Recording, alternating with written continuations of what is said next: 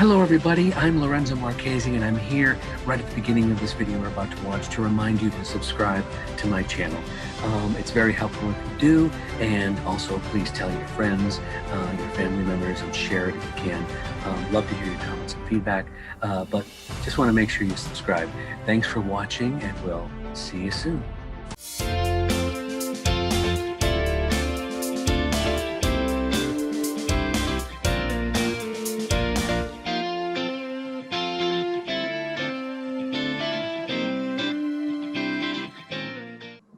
Hello, everybody, and welcome back to another episode of Making Entertainment by the Geek Authority. I'm your host, Lorenzo Marchese, and this is another exciting show where we actually go behind the scenes of productions, be they theater, film, videos, shorts, independent projects, and learn how they're produced.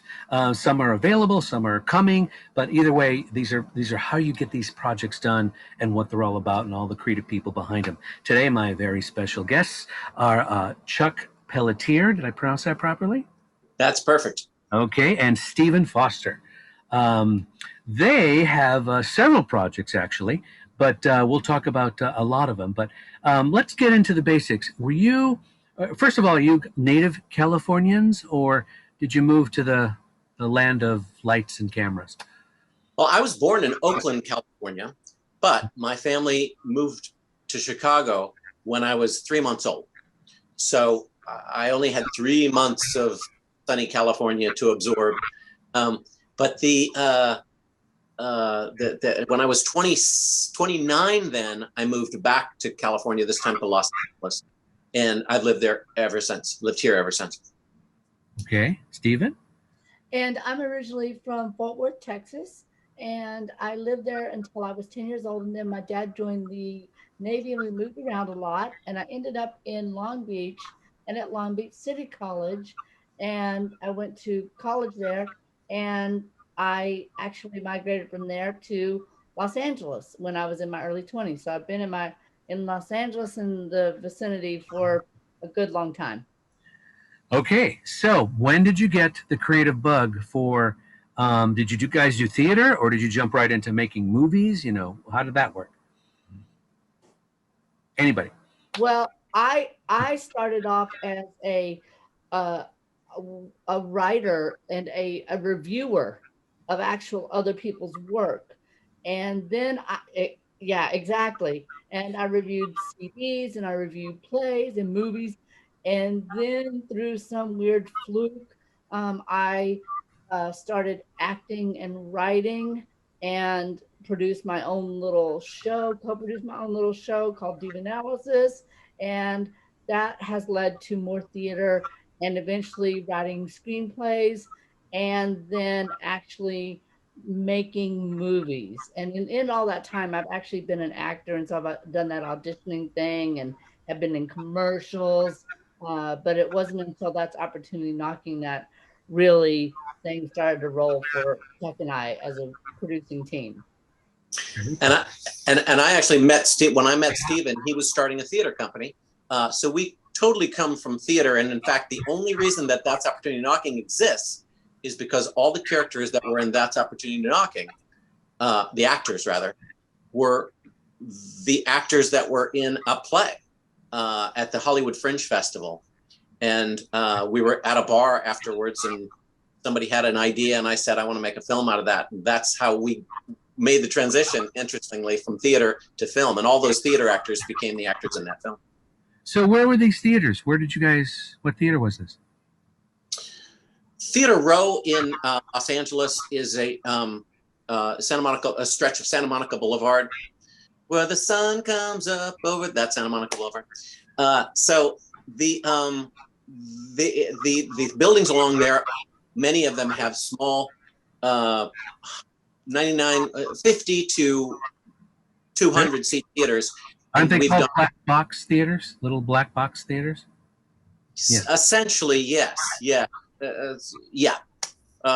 Some of them are not technically black box theaters, but they're all about that size. Yeah.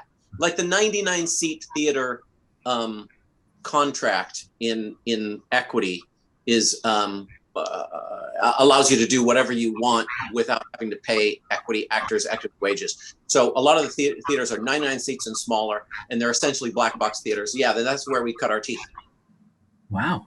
Okay, so I'm assuming both of you are SAG, AFTRA, Yeah. equity. Wow. I'm SAG, AFTRA, and I'm equity. I'm an equity EMC type of equity. What's EMC? Equity member candidate. Okay. It's when you can do equity shows, but you can also do non-equity shows. And Stephen. Now, for those who don't know, is that separate from, like, if you were 100% equity, there's certain shows you cannot do? Correct. Stephen's going, yes. Yeah. Although, right, they become more and more lax about it, and SAG has as well. But in answer to your question, yes, a full equity actor cannot work in any non-equity show that's more than 100 seats, 100 seats or more, unless there are special guest artist contract provisions. So there's exceptions to every rule, but essentially, yes. Okay, because I think I've seen a lot of small productions where they've had like key equity players, and there's always something in the program about, via equity, whatever the legal is. That's it. And I bet that there were never more than 99 seats in any of those houses. Yeah, they were smaller. They were smaller venues, but because I think they have to do the argument that this person is the only person for the part, right? Is that how it works, or no? Yeah. Okay. Maybe. In theory, that's how it works. But it basically is just a contract that has to be signed, and that's it's not necessarily that they're the only person that can play that, but they're the best one for that, and that's the one that the production team wants. So they'll make an argument saying this person is the one we want, and so no one else can do it. So they fill out a contract through SAG or through equity to get them in the production. Didn't SAG and equity merge now? Aren't they kind of one?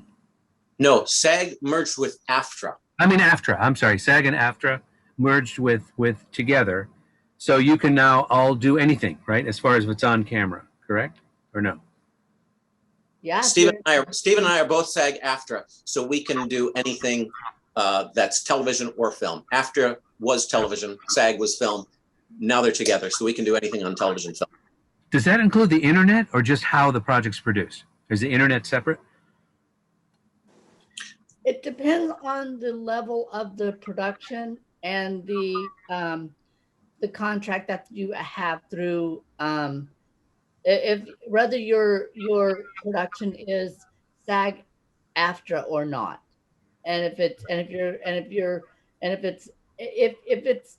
the web is kind of loosey goosey with SAG AFTRA because there's essentially not a lot of money. It basically breaks down to money with SAG AFTRA and how what the tiers are of your the levels are of your production. Okay. All right. Let's get back to you guys came from the stage, the theater, and then now you're acting and producing in terms of videos and films and independent projects. Do you feel that as far as was it easier doing theater or was it easier producing a film or a project like that, like Opportunity Knocks? I would say theater is it's a lot. It seemed easier at the time when we were doing it because film was so expensive. Okay. However, now film has become a lot more accessible and you don't have to actually use film, it's digital. So I think it's a lot more beneficial for people to do web series and small films and short films and indie films than it is to do theater. In retrospect, I wish I had done more film than I did film. I wish I'd done more film than I did theater because theater is time consuming and you always have to worry about whether you have people in the seats or not. Once the film is in the can, like that's Opportunity Knocking, we put it on Amazon Prime and anybody can watch it and we don't have to worry about getting a bunch of people there to see it every night. So That's my answer to that question. Right. And then basically your responsibility would be mainly to promote it, right? To get people to Amazon Prime and watch it so Yep. they know it's out there. Okay. Yep. What do you think? Any want to add anything to that, Chuck? No, we have lived through the revolution where what we talked about, 99 seat theater, which was the way that small time productions could put on original work. That's been since, the beginning of the 1900s, probably. That was never available in a film or television world until digital photography became affordable to everyone. And now that 99 seat zeitgeist has become possible in the film world. And the internet has created aggregates where that can be seen. Yeah, and a lot of people can see it, get their hands on it. We're amazed how we've seen That's Already Knocking on Amazon Prime. We're just amazed. People, find it every week. More people find it on Amazon Prime and they watch it. Do you get reports on who's watching it, or no? Do you have analytics, or no? We don't get reports on who watches it, but we get reports on how many views it's had and the location, whether they're in the United States or are they in London, which is And where is Opportunity Knocks more popular? Is there here? The United States. The United States. Okay. Now, how was that process of getting it on Amazon Prime? Was it easy? We were lucky enough to be at Cannes Film Festival. Our film wasn't in the Cannes Film Festival. We had That's Opportunity Knocking at a film festival in Nice. And during that same time, the Cannes Film Festival was going on. So we went over to the Cannes Film Festival, spent a couple of days there, just paid a day rate to be filmmakers that were at the festival. I don't know if you know how Cannes works, but it's like 3 different things. So we met someone. And this is in France, right? This is in France. I'm so sorry. Yeah. Cannes. For people who are watching what it is, yeah. No, I should have explained that. So Nice is a city in southern France, and Cannes is a city in southern France that's less than an hour from Nice. That's the connection there. We were in a film festival in Nice. We spent a couple of days over at Cannes because we were there for a couple of weeks, and we ran into somebody who worked with Amazon. Didn't work for Amazon, but she worked with Amazon peripherally. And we told her that our film was screening at this festival in Nice. And one thing led to another, and so because of us taking a chance and going to the Cannes Film Festival, which was expensive to go to, we ended up having somebody put us on Amazon Prime. When you say expensive, does that mean the tickets to get in or the whole experience? Well, flying to France for one thing, but also, you pay a day rate to get into Cannes Film Festival as a filmmaker. And I forget what that day rate is, but it's sizable. But more expensive is just getting to France. Okay, so you made the connection at Cannes, the film festival, and then I'm assuming you came back home, LA or whatever, and then began the communication. Did it have to be screened by the Amazon execs? Did they love it right away? How did that go? She took care of all that, so we weren't privy to that. I'm not sure. I can't answer that question. Wow. Okay. But you're getting a lot of positive feedback.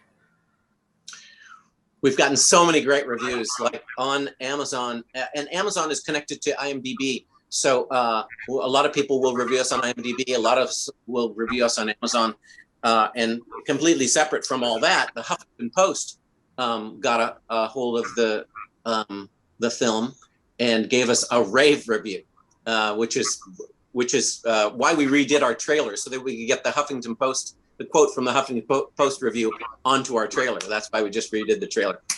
Yeah, and that's what you need. All the little bit of boost like that makes it launch. So conceptually, let's talk about Opportunity Knocks. Now, we'll get to some graphics and things that you have sent me. But what was the concept? I mean, when did that germinate? And then the script process. When did you green light that, and then how long did it take you to actually shoot? Stephen, you want to take that one? Okay. Well, this, like Chuck said, we were doing a theater piece, and Thomas, who was in the show, said, my apartment was robbed in New York," and Chuck said, "Oh my God, that would be a great short." And Chuck said, if I write it, will you be in it? And so we already had like a little cluster of people involved, who were in the play. And Chuck wrote out the script, and he gave it to our producer, and she actually had a soundstage. And so what happened is we filmed it in like a summer, like a couple of days, and we built the whole set, and uh, we filmed it really like almost like a sitcom or a play, because we wanted it to have this this screwball comedy sort of. Chuck wanted it to have a Marx Brothers kind of comedy about it, where it was broad, and the characters are broad, and so that's how the filming took place. And we filmed it on a soundstage, and the bathroom we built the bathroom, we built the bedroom, and we built the bathroom so the walls could fly, because the two guys have to be in a bathtub. So Yeah. that was very intricate. And there's one scene, which I won't reveal, that actually had to be filmed in one shot. And so all the bathroom had to be constructed so it could be sort of movable and collapsible and all that kind of stuff. So that's sort of the whole ball of wax. It was shot in one day? No. Oh. We shot it on a sort of like a play. We shot it in like different vignettes, and we shot it. I think it was about a week of actual filming, and then 20 years, it seems, of editing, because that's really the hard part of film, is once you get it in the can, then the director, not me, thank God, the director has to sit with the editor and nitpick through every single scene. And for me, there's some really iconic, funny stuff. They're like moments, especially when the shower curtain falls. I don't want to reveal too much of the story, but that one frame is like hysterical, because it's like the deer in the headlights kind of situation. And also, I want to talk about the story. Your character that you play, Stephen, is kind of a I don't want to say dark whatever, but it's can I say it or is it what I reveal? Yeah, I mean, you're kind of suicidal in a very weird hysterical situation. Is that based on somebody real, or did you come up with that, or how did that happen? Well, Chuck wrote the part for me. Okay. Because in the original scenario that Thomas had said about his roommates, my character wasn't there. They didn't have that. So Chuck wrote it for me. And as playing now in the script, it's not said that if he is suicidal or if he fakes it. So there's like a fine line there with that character. Is how much of it is he doing for real, and how much is he doing it for attention? Now, as an actor, anytime you're presented with a character that's psychotic or stupid or crazy or what have you, you have to play the truth of that character. And so I played it with the truth that he might have some crazy tendencies, that might be suicidal, and he might not. So I wanted it to have like a comedic edge to it, but I wanted people to believe that my character would do that, or definitely would fake it for attention in a very grandiose way. Well, you also grabbed some weaponry in this too, and it was kind of like, you didn't know where that was going, and it was kind of funny the way you you played it. So And that thank you. And that for me was, I, I don't know if that was in the script. I don't know. I think it was in the script. It says Wally reaches for the gun, and I don't know if I actually putting it in my mouth was just something that we kind of evolved on the set. I don't remember.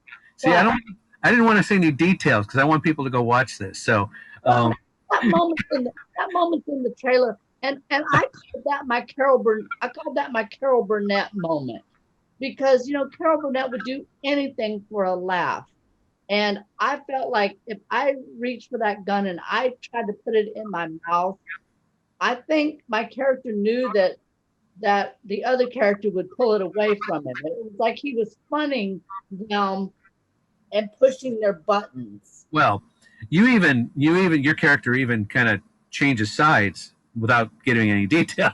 That kind of I didn't see that coming, but that was funny.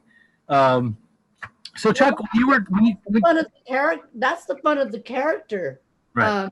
is to go on that roller coaster, and that is the brilliance of Chuck's writing.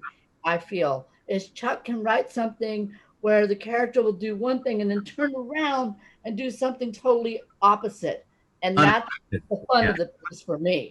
Right, and Chuck, did you directed it, or who directed it? I wrote and directed it, actually. Okay. That shot I described earlier about the shower and the deer in the eyes, did you already have that, or was that like in the moment when they were doing the scene? Oh no, the entire, it's funny you asked that question. That was definitely one of my first conceptions of what the script should be. That was in my head before the script was finished. And what Stephen described, the us having to build the set on a soundstage was all because of that scene. That them being in the bathtub and that shower curtain. Because of that, we couldn't film this in someone's apartment, like every short film in Hollywood on a no budget is filmed. As Cynthia Webster, who was producing and also the cinematographer, said, well, we have to build a bathroom. And I'm like, okay, I guess we're going to build a bathroom. But because we built the bathroom and there's transition from the bathroom to the living room, we had to build the living room. And then Cynthia said, well, we're going to have to get, our set director, Daryl Haas, to build the hallway, because there's transition from the hallway to the bedroom. And then, well, there's the scene with Stephen where he's going to be sleeping in the bedroom. So we had to build a half a bedroom. So it was interesting. We did not, when we were building the bathroom, know that we would end up having to build the entire set. We thought we might have to, but by God, we built every inch of that, everything you see in that film, except for the initial shot, which is coming down the street. Everything is on set. Okay, where was the studio? Where was the set at? In Glendale, California, which is right next to Burbank. For people that don't know Hollywood, she had a warehouse converted to a soundstage at that point. Right, and then that you mentioned the opening scene where you're actually on location. Is that Glendale too? That was a street in Glendale. Yes, totally different part of Glendale, but right. Yes, a street in Glendale. And for people, those who don't know, when it comes time to making these independent projects, things are, number one, probably in your case too, shot out of sequence, and they're shot in bits and pieces, meaning, wide shot, close-ups, that kind of thing, and then angles and stuff. What I liked about it, it did have that sitcom look to it, the cinematography. It was very crisp and clean. And again, I keep going back to that shot with the shower. It's just like, it's like you captured life for 1 second, and all the comedy, there's nothing said, and it's like, it's one of those hysterical moments. You just like, everybody's in the right place and they're doing the right thing to make it that much more funnier. Anyway, I'll stop about that scene. It's really good. Thank you. I appreciate that. It was really good. So part of that is theater actors, I will say, because these guys had done so much theater acting. Stephen and the other 4 actors had all studied theater. And in fact, the other 4 actors had all recently graduated from the USC master's program in acting. So everybody done a lot of stage work. So a scene like that, I think it would be very hard to film with, I hate to downgrade it, but it was much easier to film with people that had done a lot of live theater. I will say that. right, the actor playing the I guess what would you call him? The horny guy. He's Yeah, just Tim. he was hysterical with his constant needs being made very clear. So anyway, okay, let's take a look real quick at some of the images you had sent me. And we'll start with this. So tell us about this one. That is Chuck and I at the Fusion International Film Festival in Warsaw. And we actually were nominated for, I think, 3 awards. And I ended up winning Best Supporting Actor Award at that film festival. And that was last November. Nice. So you are in what country? We're Warsaw, Poland. Warsaw, Poland. So you were nominated and you flew out to accept the award, or did you know it was coming? Or I didn't know it was coming. Chuck was nominated for Best Director. I was hoping he was going to win. And when I won for Best Supporting Actor, I was very surprised. wow, very cool. Okay, what do we got here? This is the award-winning comedy writing team. Now, I can zoom this too. Let's go across the top here. These are other, independent projects. Those are 2 scripts that we have written that have recently been nominated in film festivals currently. One is called Clubbed and one is called My Missing Year. Chuck and I wrote Clubbed many years ago because before we were screenwriters, before we were filmmakers, we were screenwriters. And so during the pandemic, we've gone and grabbed a bunch of our old screenplays and put them into contests and stuff like that, which we haven't been able to do since we've been on the film festival market with That's Opportunity Knocking. Wow. Okay. The Green Room. Dramatic. The Green Room is a musical that Stephen and I wrote with my friend Rod Damer. It's a musical of a story of 4 characters who are acting majors in college, and it traces through the 2 acts their college life from freshman year to senior year. Really? And it says here you wrote the music and lyrics, so you're a musician as well? Yes, that's actually my original gig and my current gig. Actually, the way I make bread is I'm the music director for Princess Cruises, or the vocal music director for Princess Cruises. Wow. So I'm assuming when the pandemic hit, everything kind of dropped and whatnot. But is that and my ability and time to create has increased. okay? So I mean, things are starting to gear back up. So I'm assuming you're going to go back to that. Is that something where you put a show together, like on land, so to speak, that each ship takes on and does their shows, or are you on actually every trip? No, that's basically what happens. And my part of it is I just come in, sit behind a grand piano, and I work with 4 singers and teach them the songs.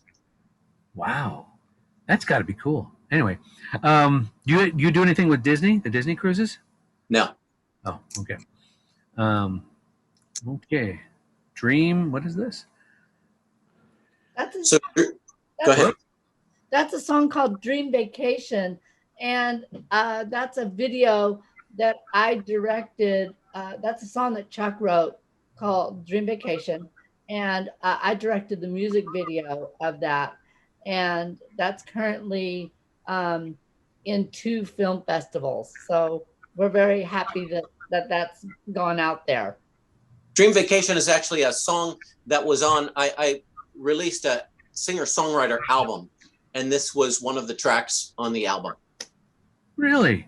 So you're a recording artist too? My God, do you bake cookies? No, just kidding. I do. Okay. All right, here we go. This is Clubbed, which you mentioned earlier. This has been shot? This is out there? No, it's a screenplay that Stephen and I wrote and rewrote recently, but it's in a couple screenplay contests right now. it's currently available for sale. we may shoot this one ourselves someday, but I would rather not. I'd rather just sell this to a producer. What's the premise?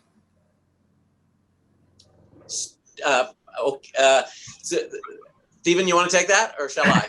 The premise is this real intellectual, brainy, geeky, spineless, nerdy guy who can't confront anything or anyone, and completely steamrolled over by his family and friends and society, has to meet his inner beast, if you will, after a group of cavemen are discovered on the outskirts of town, and they decide to bring those cavemen into society, and they completely wreak havoc on his life, and he has to find his inner caveman, if you will.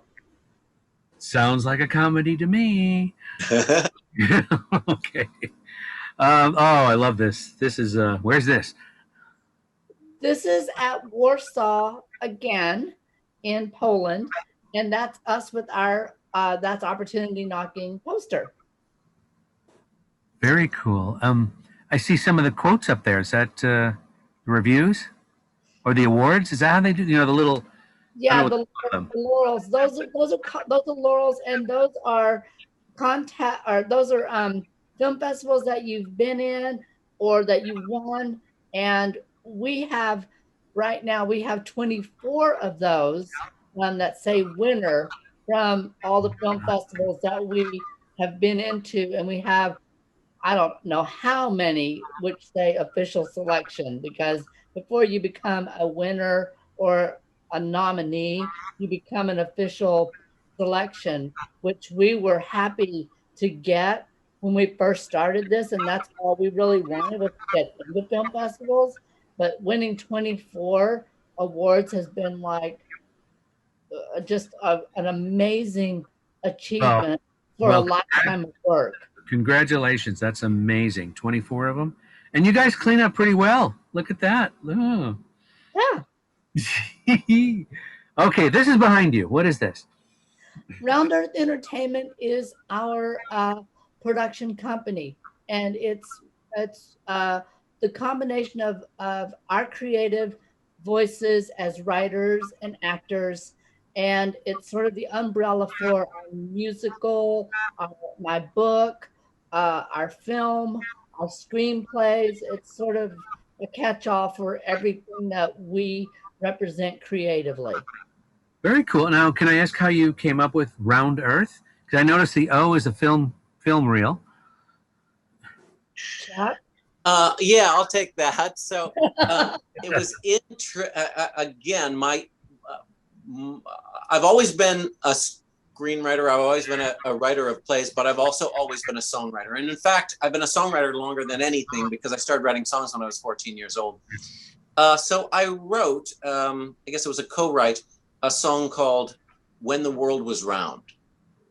And it's just a folk rock song. And the song is about the fact that the world obviously is round, but it doesn't seem as round as it used to. In the 1600s, the world seemed like a big place that it was more than exciting to go from one place to another, from one continent to another. And now you can just jump in a plane and do that. So in a way, the world has gotten a little less magic in us being able to transverse it so quickly. So the idea behind Round Earth is to see the Earth with all the magic that it once had. Wow, very nice. What are you holding? We're holding a jury prize from the Nova Film Festival, which our film, That's Opportunity Knocking, won. Wow. So how many of these you've got on your shelf for the film? 24. So you got 24 statuettes or awards? Well, we don't have all of them, because some of our actors have won awards. So we gave those awards to the actors, and I think Aw. the cinematographer won an award and the editor won an award. So we give those awards to them, but the ones that are for the film that are general, we keep those. So I'd say we have about maybe 20 or so on the shelf. Wow. You need to take a nice picture of the two of you in front of them. That would be that would That's a look great idea. absolutely. And send it to me when you do. That's Okay. what I do. So, did you any of your actors or your crew go to any of these festivals or award shows, or just the two of you? Um, Yeah. the some of the cast came to the beginning of them when they were here in Los Angeles, but once we started going out, um, we actually Chuck and I would go and represent the film because it costs a lot of money to put yourself up at a hotel and go to the film festival if it's not local. Right. So our producer came to a few. So, but in the main, it was Chuck and I because we were the ones who were representing the film.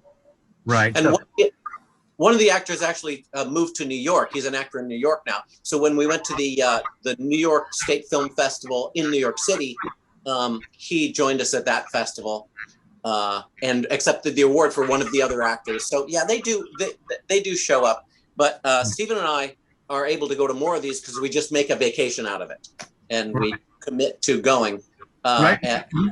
You've kind of already answered my other question, which was going to be like, I'm assuming that even as a nominee or a winner, because obviously they know who the winners are, they don't provide transportation or lodging or anything like that, do they, for the festivals? Very rarely. I think we've had that happen a couple times, but usually you're on your own. Okay.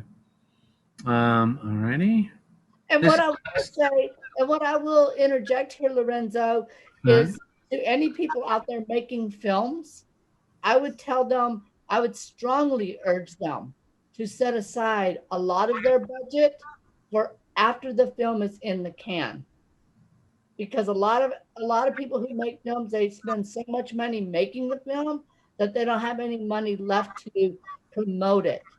And promoting the film is actually, I would say, a lot more expensive and time consuming than actually making the film. If you will go with me there and believe that at all, but it is kind of true. And we touched base on that earlier because once it is in the can, and say Amazon, put it on their platform, the hardest job is to let people know it's there so people can go see it. And this is the last image you sent me, and I guess there's, let's see, the 24 winning festivals you've been in. All I see is winner, winner, winner, winner, winner. Winner, chicken dinner. So that's got to be really satisfying as an artist, number one, and as a whole, just even somebody who creates something, in form of entertainment. It's got to be really satisfying to know that people enjoy what you do. Now, here's a question that comes logically after. Has anyone approached you about it's common these days to do a sequel to this? Because you really could pursue these characters. Well, we it's funny you say that. That's we the third just time you've said that, the answer to that question is we have we have the ideas to do that, but the thing is, this is interesting. We have so many other ideas that to do the sequel to that would be to take ourselves away from our other ideas. And Stephen and I come up with ideas every week. I won't say every day, but at least once a week, one of us will go, what about a feature film with a blah, blah, blah, and a blah, blah, blah, and a blah? What about a musical with a blah? What if we did a short film with a blah? Just constantly. And I think a lot of creative people are this way. So for me, I don't know if Stephen agrees, but for me, even though you're right, there is, a sequel to be had there, but you just want to live in the world of different characters. No, Stephen, I don't know if do you agree with that, Stephen? I do, and you have to realize that to create a sequel or whatever for this art, you have to bring all the components back together. And Right. that's not always the easiest thing to do unless you have a big budget. And so Chuck and I, what we're trying to do is we're trying to work on our next short. We're trying to get our scripts out there, which we're all on back burner to while we shot, directed, and promoted this one. And we also have other, like our musical, I constantly promote that, and we have productions of that coming around. And, we have a script right now that's being produced by Dramatically Incorrect in Lowell, Massachusetts. And that's a little comedy, like sort of, it's called The Little Johnny Dickens Show. And it's like Hee Haw meets Waiting for Guffman. So, like Chuck said, we have all these ideas and we even have scripts. The key is getting them out there and having people make them, because there's only so much that Chuck and I, on our limited time and limited budget, can do on our own. Right. No, and I totally get that. I totally get that. But also the flip side of that coin is, your character, Stephen, I kind of want to know what happens to him. It's kind of like you've got a little webisode series at the very least, continuing these stories. And, it's comedy. So, everyone, this day and time, we need a little lighthearted fun. And, very rarely do you get characters that are, interesting enough to go, I kind of want to know what goes on with this guy or what he does. Is he a successful burglar? I don't know. I don't know. So anyway, and I totally get what you're saying, because you want to work on your next project. You want other characters to act, and you want other projects to write. But don't forget to ride a little bit on your laurels, because sometimes you could get the money you need for your next project by riding on your success of the one that people enjoy. So that's just my 2 cents. I'll shut up. Yeah. So, I love it. I love that you love the character that much. That's fantastic. That and I wish I could remember the actor's name. You said it earlier. The sex hound. The Tim. The character's name is Tim. Tim. And he actually the actor that played him was Thomas Annewalt, and Thomas Annewalt was the one to whom this happened when he lived in New York. He was the one whose story it was, and he played himself in it. Yeah, and I'm a believer in the old phrase of the best forms of entertainment are the ones where art imitates life, and even if it's a half truth or you stretch it a little bit, it's still worth it when it's based on reality. And he was playing it to the hilt too. Like I said, his conviction to what he wanted. And then, of course, you got that whole scene. I don't want to give the whole thing away, but when they're doing their thing behind the door and the whole dialogue is going on the couch, it's like, anyway, I'll shut up because you guys got to watch this. Okay, let's go. Thank you. Okay, I'm embarrassing myself. Here we go. Let's go to. I appreciate it. No, I mean, I enjoy a good laugh and, good characters, and I just want to have fun. I don't want to, don't preach to me. Don't be political. Just have fun. There's not enough of that in the world. Absolutely. Okay. So now I'm going to show share the websites you showed me, which let's start with the main one. This is Amazon Prime, which is my page. So obviously I'm logged in and everything. And as you can see, viewers out there watching this show with this wonderful interview I'm having, I have the watch again because I've watched it at least 3 times now and shared it with friends. So it's one of these things you gotta check it out. It's short. It's concise. It won't take up a lot of your time, but you'll probably go back to it. That's how funny it is. So here it is on Amazon Prime. I believe, does it do anything? Does it show you? They can watch the trailer. Oh, that's true. Where's the trailer at? I just went right into the movie. Watch again. Right next to the watch button. There we go. Let's take a look. Can we? Yeah. Yeah. Now I'm gonna You're get. very slick. You can talk over it because That's all I want in the whole wide world is to live like those guys in the gangster movies. This could be like the audio commentary version. So where's there the you go. case? That's my suitcase. I put the blanket over it. So this is a whole set. What do you say we take this into... Everything is built. Are you two robbing us? The only thing more awkward than the wrong people having sex is the right people not having sex. I love them. You know what your problem is? You're not The intimidated. shower curtain's hysterical too. How about now? We're like, Not at all. Not in the least. My psychic told me that How I'm could you go to always... bed with that unstable little twerp? So you're Rob. I'm Wally. What's your name? I don't have a name. I'm your worst nightmare. That's from a movie. I told him he doesn't got it. Damn it! I'll rip off rich people with you, 'cause I got nothing else to do. I'll rip off rich people with you, and let's get ice cream too. how funny. Okay, I gotta know? Did he know you were going to grab the gun? Yeah. Oh, he did. Okay. 'Cause Yeah. you mentioned the Carol Burnett moment. I thought maybe that was one of those you kind of instinctively did that. No, because it was dealing with a prop that actually went into my mouth. We actually rehearsed it and timed it out because Okay. otherwise that be something like that can be real muddy when you're filming it. So we had to time it out exactly right. Well, it came off spontaneous, so it was hysterical. All right, next website. This is, what are we looking at here? That's the trailer of that's the YouTube trailer of that's Opportunity Knocking. It's the same thing we just saw. Oh, it is.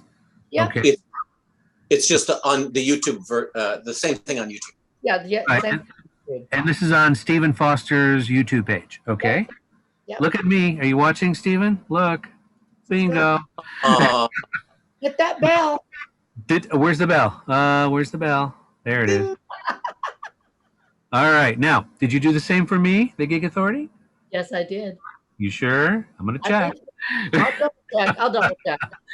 All right. Next page. All right. The Green Room. What do we got here?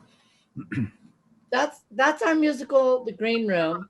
And that's the 4-character musical. And right at the top, if people actually want to see the entire musical, they can go to streaming performance right over there, like the 4, 1, 2, 3, 4. Oh, there we go. Right here. Yep. They can go there and watch the streaming production from Dramatically Incorrect. We've given them rights to have the whole show streamed. So it's on their website if people are really interested in seeing the whole musical. Yeah, I'll definitely check it out because I didn't know. I would have checked it out before. Yeah, because of the pandemic, a lot of these small theaters were just in a standstill.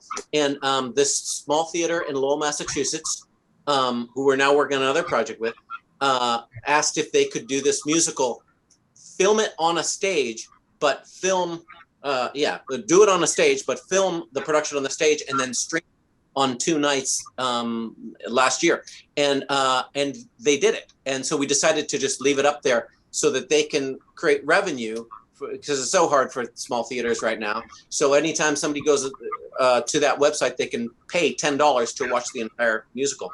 But also, Stephen didn't mention this, but the musical itself has a trailer. These what we're looking at now are songs from the various acts of the musical. Is there one that stands out to you? It's All About Me is everybody's favorite song from the show. It's a song about an actress who's a senior in college, and she's a brilliant actress, but she doesn't have the beautiful ingenue look, so she never gets cast. So even though she's the best actress, she never gets cast because of her looks. And it's the lament of how she gets all these small parts, but how she makes the most of every small part she does. Okay, so this is it. But I have had all the important parts. The big Sound of Music auditions had come. I sang both my songs, had them under my thumb. I told them I had my heart set on Maria. If I got the Baroness, I might say Sia. Soon up went the list on the call board upstairs. I looked for my name and I saw it right there. It said nun number 7. Nun number 7? Really? I went to the library, studied the score. I found my 3 Got a lines. great voice. Couldn't find any more. Then I realized the Nazis' black car represents the whole theme of deceit. Then the story gets tense. This car is what they must drive off in the end. And this is significant. No one befriends them. The joke's on the Nazis. The nuns are all liars. And I play the nun who steals the distributor wires. So who's this Maria? Wow, and you wrote the whole lyric and everything, the music and lyrics. That's right. Wow. That's right. She's got a great voice, you know, nice little actress there. And Oh, have you done the show in LA? Has this opened in LA? This is the LA performance. This was in the Hermosa Beach Playhouse, which was actually an Equity Theater. And I think it was 2,000 seats or something. That was the big performance that we had in LA before we did it off-Broadway. Okay, so is it out there? Is it available for people to produce? Is it? Yeah, they can go to the website and they can get the rights. They can actually get a free script and they can listen to all the songs where it says production rights. Yeah, they can go there and they can get a free script and they can listen to all the songs and they can email me and get a quote for the rights to the show. It's very easy. Everything we do is digital. We don't send out scripts. We don't send out music. Everything is through Dropbox these days and all digital, and people love it. Absolutely. It's easier and convenient. Do you plan on seeing it produced here in LA again, or are you, as you know, you guys producing it, or no? I don't want to produce it, but I would love for some of these smaller theaters to produce it. I think it'd be just great for some of these smaller theaters to do. It's two-act musical? Two-act musical. Yeah. And incidentally, what's up on the screen right there, where it says, just a little above that, it says the Green Room off-Broadway musical trailer. So we actually have a trailer of the musical. It's just like a 30-second trailer that has snippets from several of the songs. Wow. Okay. And as you can see, it's greenroomthemusical.com is where you go. All right. And then I think the last one we have, what do we have here? Uh-oh. Steven's laughing. Book. That is a book and a course that I wrote called Awakening the Actor Within. And in a nutshell, it is the book, The Artist's Way Meets Respect for Acting. It's a self-help book and course for actors who've been damaged and hurt and who want to sort of self-heal and get back into the game of acting, or if they feel like they have low self-worth and self-esteem, it's for building their self-confidence and their stamina as actors as they undergo this tumultuous career choice. Wow. And what do I have to do to get an autographed copy?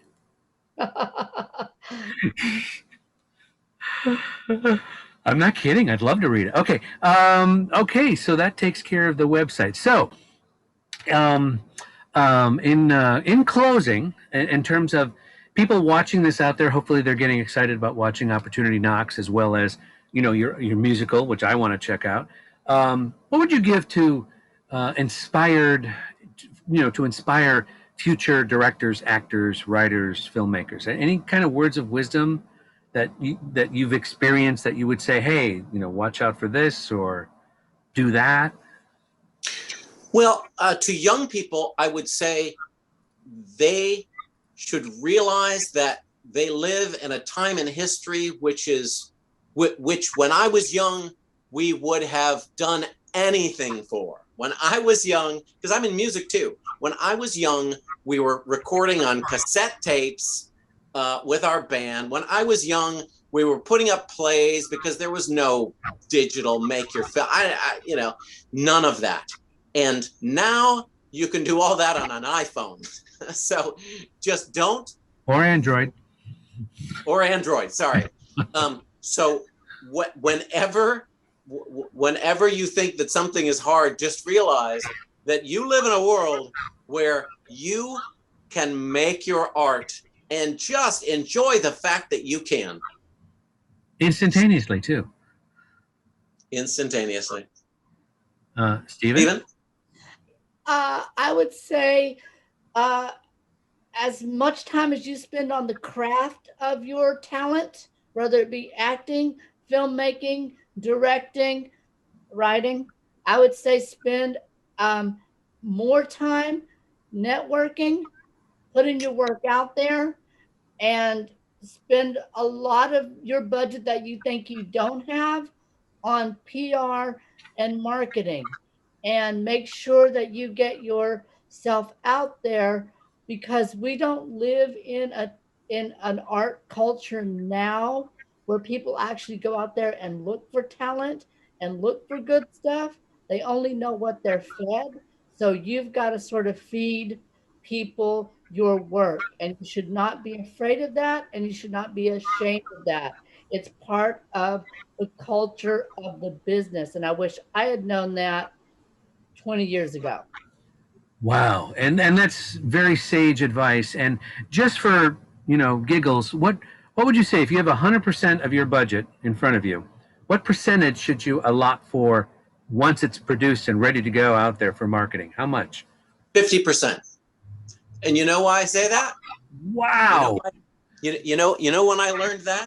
I paid a lot of money for a seminar here in Los Angeles, high-end seminar, a weekend-long seminar, and it was about producing, and one of the workshops, actually several of the workshops, were about budgeting, and they actually gave us the budgets from small independent films, and they passed out the budgets for a couple big blockbuster films, and in every case, the spreadsheet that everybody uses, that's what it is. You make the film with half the money you have. Whatever the budget is, you got half that to make the film, because we need the other half for what they call P&A, which is an old school term, prints and advertising. P&A is half the budget. So if you're going to go up against the big studios, you certainly aren't going to succeed if you don't at least have 50%, because they're putting 50% in. So that's the number I would give. Stephen? I would say if you're an independent production, I would say spend even more than 50% on your PR and marketing, because the studios have no problem with the budgets. Right. Indie people, whether it's doing theater, whether it's doing film, you've got to have that money out there to promote the work. Otherwise, nobody sees it. And if no one sees it, you've put all this time. And I find this happens not to be preachy, but I find a lot of people spend a lot of time with the craft of their art, and they make great art, but no one ever sees it because they don't have the contacts or the marketing to make the right kind of people see it, to get their work to be advanced to a higher level. Wow. Yeah. And I've always heard those $200 million pictures, 100 million of it is on the promotion of the project or whatever it is. So, yep. Plus, Robert Downey's got to get his, $18 million, paycheck. So. Right. Otherwise, he'll be sleeping on a couch. Yeah. Pretty much. At Motel 6. Anyway, we didn't say it, Robert. We love you, Robert. We love you. We love Robert Downey Jr. Okay. So, any final words to the audience? Anything you want to depart with? Words of wisdom? Favorite teas, cookies, coffees, anything? I love Final words. Go ahead. I love traveling to Europe, and never give up on your dreams and never stop marketing and promoting yourself. Okay, Chuck? Mine would be, when thoughts come into your head, let them tell you what they are. What does that mean? So if I have a thought, sometimes it's a song, because I'm a songwriter, but sometimes it's a poem, but sometimes it's a short film, and sometimes it's a major movie. And whatever it is, whatever those thoughts are, maybe it's a novel. Make what it wants. If you have that thought, that's coming from somewhere inside you, or maybe even some spiritual place, I don't know, but at least somewhere inside you. And it's a thought that wants to be created. And I think that if you allow it to be created, not only will that be good for you, but it will also be good for the world. Aw. Aw. A little teary-eyed here. Okay. The advice doesn't get better than that, people. And just so you know, I'll have all your information below when the video drops. So if people want to click over to your websites or contact you, or if they contact me, I'll give them. Yep. But again, gentlemen, Chuck and Stephen, this was amazing conversation.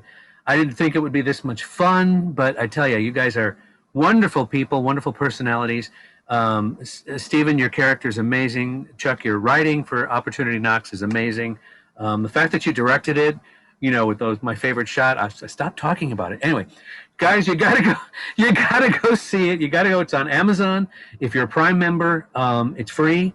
If you're not a Prime member, I forget what the fee is, but it's $1.99. Oh, hello. You spend more than that on a cup of coffee. Give yourself a chance. Go watch this. I see you, Stephen. Go watch it. Check it out. You'll have fun. You'll probably want a sequel. Wink, wink. But we don't know if we'll get one, because who knows where Stephen's character's. What's he doing? Was he successful? Anyway, I want to know. So you'll have to tell me, Stephen, privately. Anyway, thanks again for everybody watching. If you haven't yet, please subscribe. Somewhere on the screen, there's a button that says push me and subscribe, or below, or whatever. Also the little bell, don't forget the little bell. That sends you an email, lets you know when something drops on my channel, and you can watch it whenever you're available. Real quick, I want to let you know, if you haven't caught them yet, this is Making Entertainment, where the Geek Authority goes behind productions, as you can see. I also have the Geek Authority Show, which is actually where I interview actors, writers, directors, producers, cosplayers, makeup artists, musicians, authors. It's a great place to learn about specifically whatever you might be into or are pursuing. Some great advice from everybody. I have the TGA's Mysterious Chamber of Collectibles, which is basically a show where I go under my pillow and in my closets and pull out things that I've had for years and show you what things were made in 1812. And it's kind of fun. I also have my unboxing show where I open things for the first time. I get sent. I see it. You see it for the first time. My reaction is real because I'm usually open it up and play with it. Also, my two other shows, reviews, opinions, and commentary. That's where I kind of talk about things that I enjoy, some things that I don't. And then, of course, there's the Talk About show, the Geek Authority's Talk About show, where actually we get family and friends together and we talk about particular subjects. In one case, we talked about an old TV series called Space 1999 with Barbara Bain, Martin Landau, and the new series Cobra Kai in a different episode. One emotional episode I think you'll really enjoy is Disneyland and California Adventure had closed. Got a group of people together who, after 6-7 months not having Disneyland, what it meant to them. It got real emotional with some of the things and collector's items and stuff, so you got to check it out. Something for everybody. Anyway, folks, again, thank you for watching. Once again, Chuck, once again, Stephen, thank you so much for doing this. I hope you had fun. I had fun. So much fun. Great. So let's say Love your show. What's that? Love your show. It's great. Oh. We've enjoyed being on it. Thank you. Thank you so much for coming. Let's say goodbye, everybody, and I guess we'll see you next time. Bye-bye. See you next time.